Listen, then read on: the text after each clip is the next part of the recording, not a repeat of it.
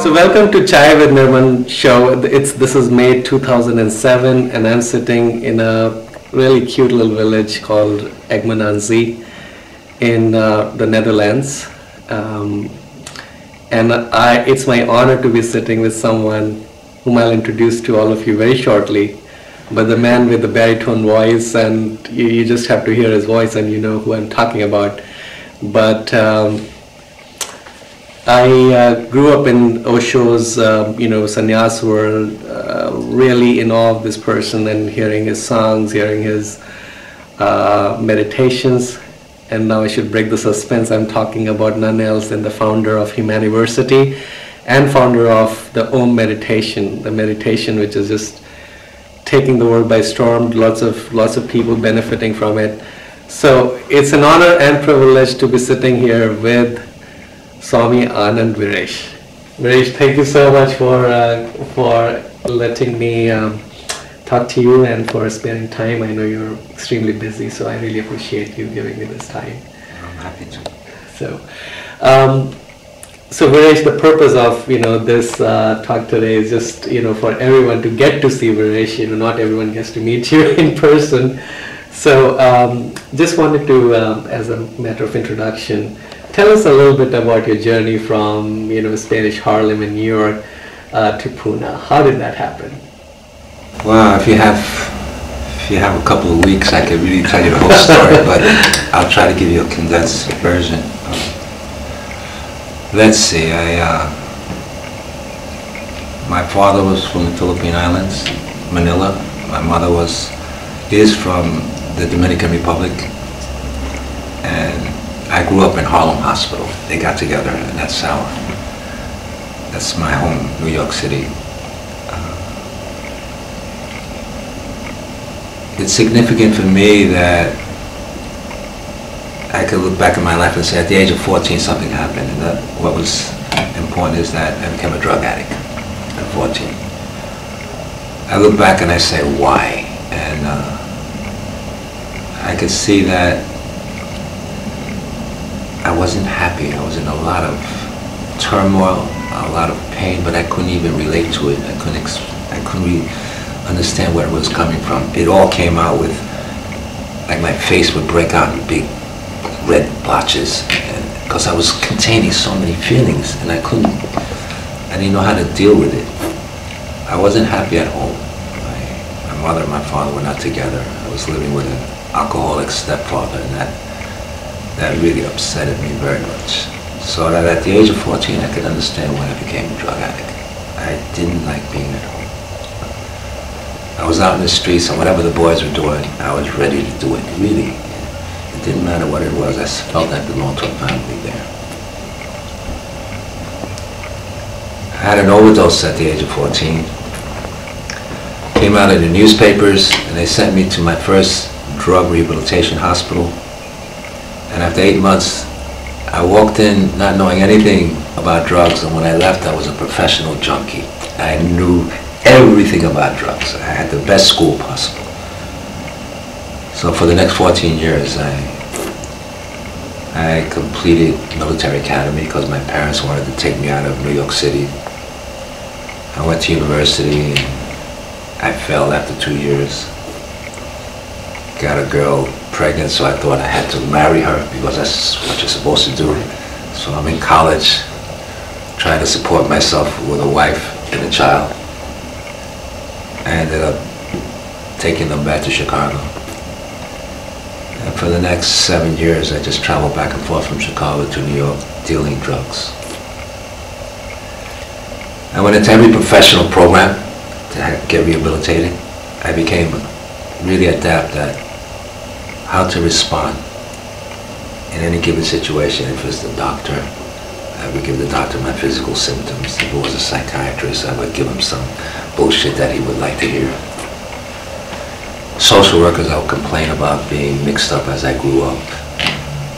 So I had something for everyone. And so after 14 years, from the age of 14 till 28, I was in and out of hospitals playing patient. And every time I go into a program, they say, "Are you ready to stop?" And I say, "Yes," and it was all bullshit. I hadn't decided inside to stop.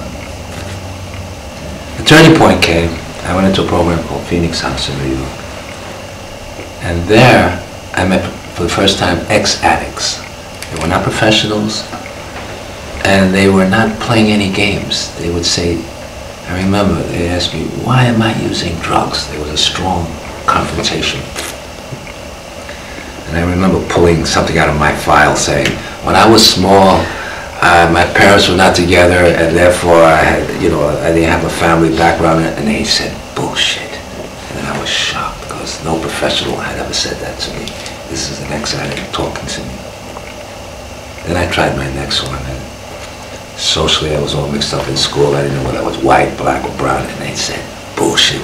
And every answer I came out with, which I was used to giving, they didn't buy it.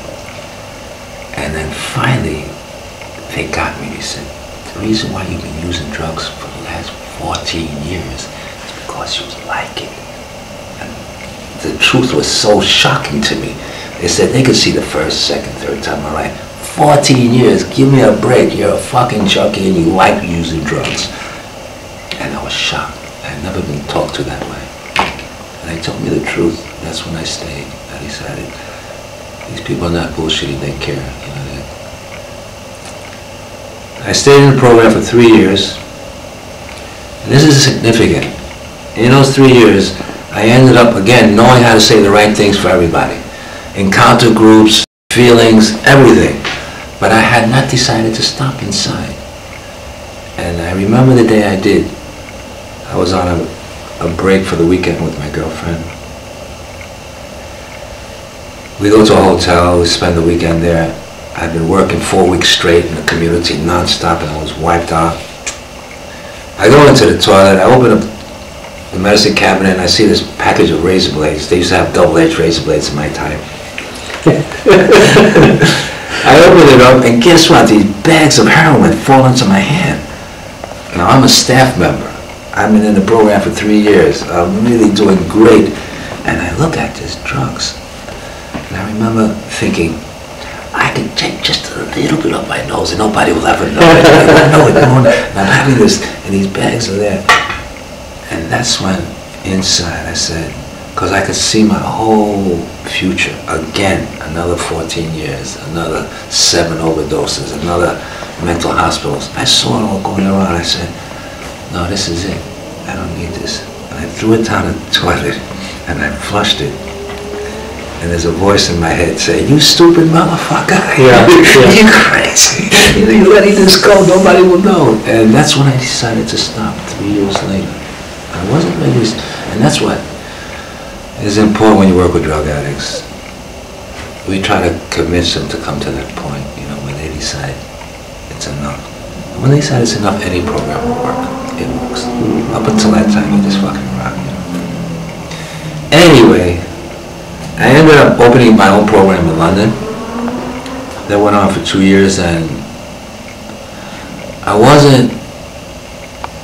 look back now and I can say I wasn't so aware of how to balance things out to get my point across. I was into the Black Panthers, and I'm in England, and all these great associations, hospitals, memorials, all foundations have brought me over to set up a program.